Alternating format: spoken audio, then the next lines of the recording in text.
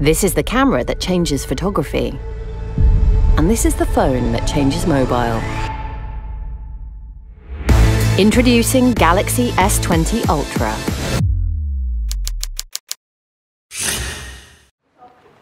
Assalamualaikum warahmatullahi wabarakatuh. Kembali lagi di BMTV. Kali ini kita mau unboxing sebuah gadget lagi nih dari Samsung ya. Galaxy Z Flip, bukan Galaxy Z Flip. Ini hanya woody bag aja. Jadi pas beli ini dapatnya woody bag Galaxy Z Flip. Yang sebenarnya mau di unboxing adalah S20 Ultra. Ini boxnya. Ini memang udah di unboxing di Samsung Store-nya karena emang kalau beli di Samsung Store kan harus di unboxing dulu katanya buat dicek gitu ya. Tapi nggak apa-apa, kita udah packing lagi yang rapi biar teman-teman BMTV juga bisa ngerasain unboxingnya gitu kayak. Ini di bagian depan sangat simple sih, sangat simple, cuman ada kayak gambar HP, terus ada tulisan S20, di bawahnya ada S20 Ultra. Nah kalau di bagian samping ini ada segel doang, kosong sih ininya, nggak ada apa-apa. Bagian kiri ada tulisan Samsung Galaxy S20 Ultra. Atas dan bawah, bawah ada, atas kosong, tadi bawah ini ada Samsung, ada serialnya ya, terus juga ada warnanya. Jadi di sini ketahuan warnanya itu Cosmic Black. Adapun ROM-nya yang tertinggi ini 128 GB dan RAM 12 GB. Jadi memang ROM-nya agak kecil ya, memori internalnya. Padahal dulu di Note 9 itu malah sampai 512 GB. Dibuat di Indonesia, jadi garansi SEN ya, garansi resmi Samsung. Oke, kita unboxing. Oke, ini dia HP-nya. Nah, Samsung itu sekarang di bawah kotaknya ini ya, ada kotak lagi, kotak kecil. Kita buka isinya apa.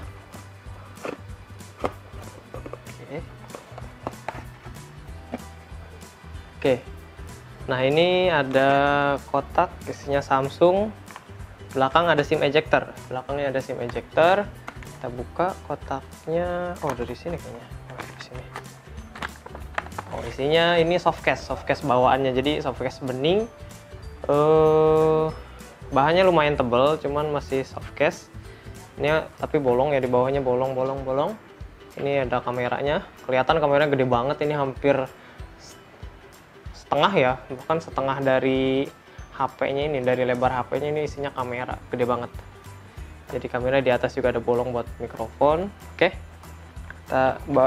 Dalamnya ada panduan singkat bahasa Indonesia dan bahasa Inggris sih. Udah itu aja. Nah, terus ini ada HP-nya, kita lihat dulu isi box-nya deh. Oh, ini jadi karena si internalnya kecil banget, cuman 128 GB. Kecil banget itu karena ini HP termahal seri S gitu ya. Ya, jadi ini tambahan micro SD ya, karena ini seri dari Samsung Galaxy S20 Ultra itu kecil internalnya, termasuknya untuk sebuah flagship termahal Samsung di seri S itu 128 menurut saya sih termasuk kecil. Jadi ditambahin ini 256 GB, katanya sih bisa 1 sampai 1 tera ya. Oke ya. Jadi di sini ada charger yang bisa sampai 11 volt 2,25 ampere ya. Oke, kelihatan. Nah, ini di depannya ada super fast charging. Jadi udah super, terus nggak hanya fast charging. Biasanya kan kalau yang biasa tuh ada adaptive fast charging, tulisannya ini super. Di sini terus ada colokan Type C. Jadi dia udah bukan yang micro B ke USB Type C, tapi udah Type C ke Type C. Ini kabelnya. Kita buka kabelnya. Oke. Kabelnya, wish. Nah, kita lihat tuh. Kabelnya jadi udah Type C ke Type C. Ya memang kayaknya teknologi masa depan ini untuk perkabelan ini Type C sih ya. Di mobil juga udah banyak yang Type C. Nah, ini headset AKG-nya. Dan ada juga cadangannya ya. Cadangan karet ini ya, earbud ya. Oke. Ini AKG-nya udah USB Type-C juga. Jadi kalian nggak bisa ngecas sambil dengerin musik pakai headset ya. Harus milih ngecas, ngedengerin musik aja gitu. Oke, udah gitu kosong, udah nggak ada apa-apa lagi. Ini udah kosong, ini hanya sebagai pemisahnya aja kayaknya. Nah, kita lihat HP-nya. Nah, ini dia yang bagian belakangnya paling mencolok memang dari kamera, karena selain performa, andalan HP ini ya kamera gitu. Kameranya buas banget sih gitu. Di sini warnanya jelas kelihatan Cosmic Black namanya. Ada juga warna Cosmic Gray yang abu-abu gitu. Oke, kita bahas ininya dulu. Di bagian atas ada mikrofon dan ini SIM card ya. Oke, ini kita buka dulu. Nah, jadi bisa kita lihat di sini SIM tray-nya itu hybrid ya. Jadi kita nggak bisa pakai dual SIM terus pakai micro SD ya. Harus kayak gini lah kalau pengen pakai micro SD, satu micro SD satu SIM. Atau dual SIM tanpa micro SD. Dipas-pasin aja lah sama kebutuhan kalian. Sebenarnya ya paling pas dikasih internalnya agak gede ya. Nah, oke. Nah, ini bagian atasnya itu, terus bagian kiri polos, nggak ada apa-apa. Di bagian bawah ada speaker, USB Type-C, dan mikrofon. Di bagian kanan ada volume up and down dan tombol power. Oke, itu aja sih. Ya biasalah kayak HP Samsung lain. Nah, di layarnya ini kita bahas sedikit. Di layarnya ini dia udah mendukung 120 Hz. Jadi apa ya? Ini smooth gitu tuh kalau nge-scroll. Ini tapi belum diaktifin. Ini masih 60 Hz. Ini kita aktifin dulu, ada di bagian tampilan. Terus resolusi layar. Nah, ini resolusi layar ada 3 pilihannya, HD plus, Full HD plus, atau QHD plus. Cuman kalau QHD plus si 120 Hz-nya itu nggak bisa diaktifin. Nah, untuk ganti ininya, nah ini ada di kemulusan gerakan ya, di bagian tampilan kemulusan gerakan. Agak aneh sih kalau di bahasa Indonesia ya. Terus ini ada pilihan 60 sama 120 Hz. Tapi catatannya kalau kita ngaktifin QHD 120 Hz-nya nggak bisa dipakai. Ini sih yang teknologi yang bikin apa ya, enak gitu tuh experience-nya gitu. Jadi smooth banget tuh. Mungkin di kamera nggak terlalu kelihatan ya, karena kamera ini pakai 120 fps, bukan pakai 120 fps tapi pakai 50 fps. Jadi nggak begitu nggak bisa ketangkep lah gitu lah. Tapi mungkin agak ya kebayang lah gimana bedanya. Kalau di dunia nyata ini kerasa banget kalau kelihatan pakai matanya gitu. Masalah spek mah udah nggak usah ditanya lagi sih, ini udah paling buas lah. Dia pakai Exynos 990, terus juga GPU-nya Mali G77. Kalau versi Indonesia pakai Exynos sih, kalau versi luar ada yang pakai Snapdragon 865. Nah, terus juga RAM-nya udah 12 GB, udah gede banget. Nah, sayangnya yaitu internalnya dia cuman 120 GB.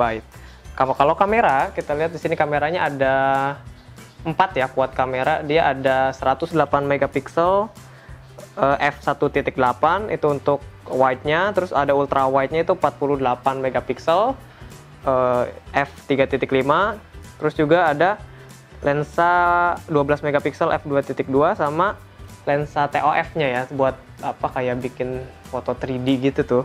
Itu, dan juga bisa buat depth sensornya itu ada f1.0-nya.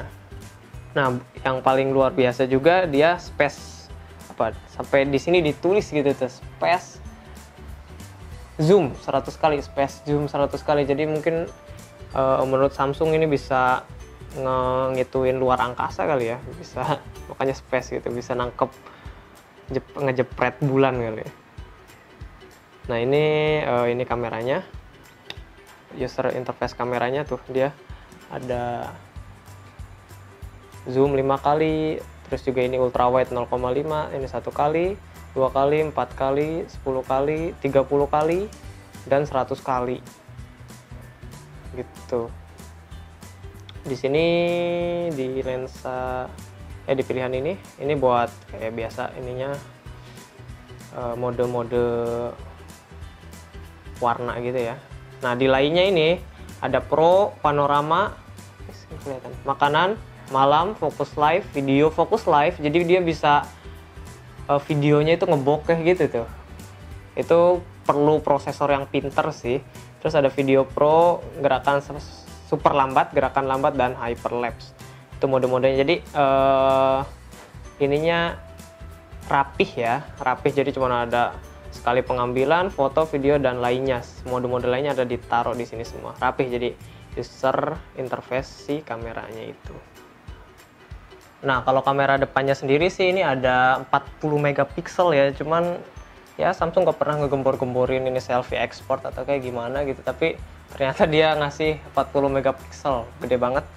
Dan aperture-nya itu f2.2. Ini ya buat selfie udah sangat cukup sih, sangat cukup.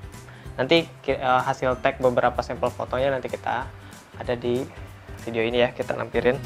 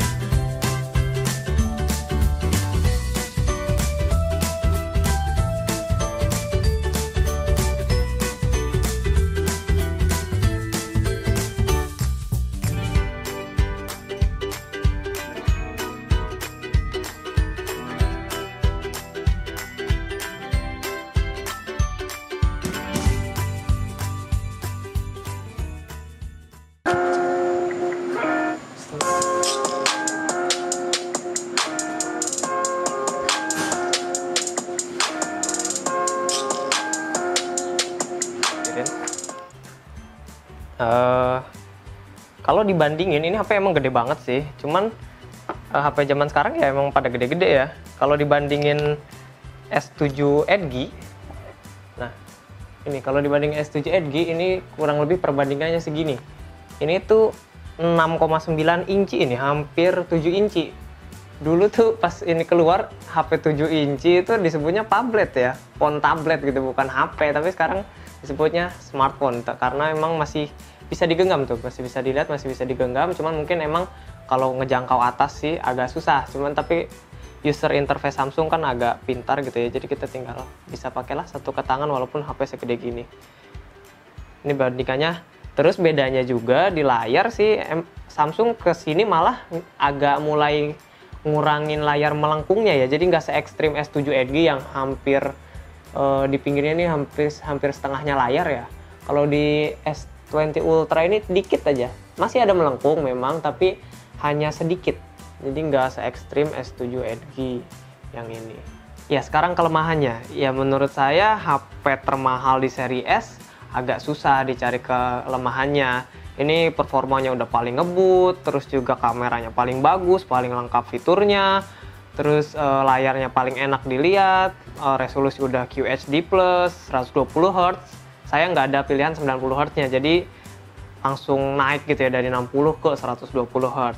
Terus juga baterai yang tadinya jadi kelemahan di seri-seri flagship Samsung karena kan performanya tinggi banget tapi baterainya kecil, itu jadi kelemahan cepet habis gitu ya. Sekarang ini udah diatasin gitu. Ini udah dikasih 5000 mAh baterai dengan fast charging yang dari 0 sampai 100 ya paling sejam lewat dikit lah. Itu luar biasa sih, luar biasa. Ya paling kelemahannya saat itu yang dari awal udah saya colek-colek tuh, yaitu internalnya yang menurut saya terlalu kecil untuk seri S termahal Samsung, 128GB. Bahkan Samsung ini aja A50s aja ini yang 4 jutaan udah dikasih 128 kan. Masa yang seri S-nya sama gitu loh.